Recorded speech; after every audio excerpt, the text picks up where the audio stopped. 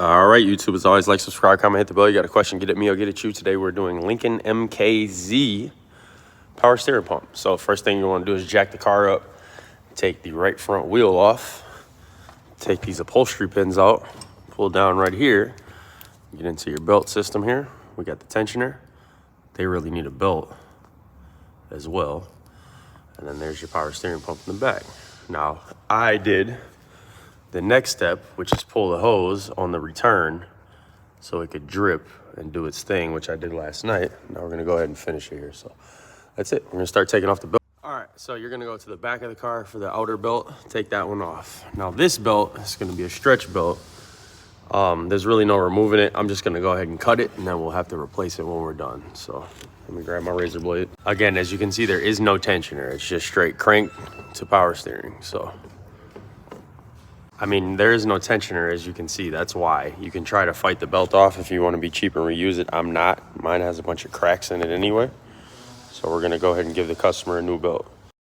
Always a fan of opening up the new part and getting an idea of what you're dealing with, especially if you've never done this job before. So if you look, that is going to be where we're going to reattach our hose. That's going to be the top. This is how we're sitting.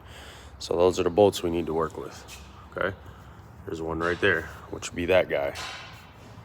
We're gonna go ahead and take those 4 out. Right, so these bolts are 10 mils.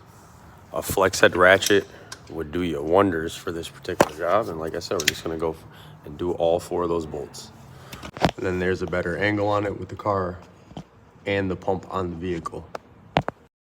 Underneath, there's not much room to work. You're gonna have to do a lot of your working right through here and through the front. But there is a nice little spot right here to get up in there and put your arm where you can do some working and some bolt turning, holding the ratchet, etc. 2 bottom ones. I got the 3rd one cracked right there as well. We'll go ahead and take this out. And then after we got the pump out, we'll work on that power steering pressure line because it's hard to get up in there. One is this one up here, which is way up in here. And that's kind of where putting your hand up in this spot right here comes into play. So you can kind of hold your ratchet and do your thing, because you're gonna have to put it on an extension and sneak in there like that.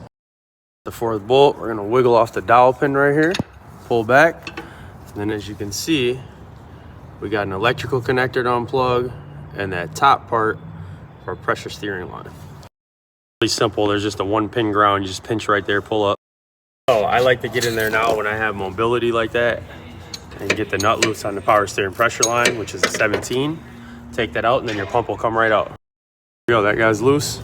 Here's your pump right here. All right, take your elbow, swap it, take your sensor, swap it, put it back in. That's it. Love, peace, Wilbur, and grease. Till the next one.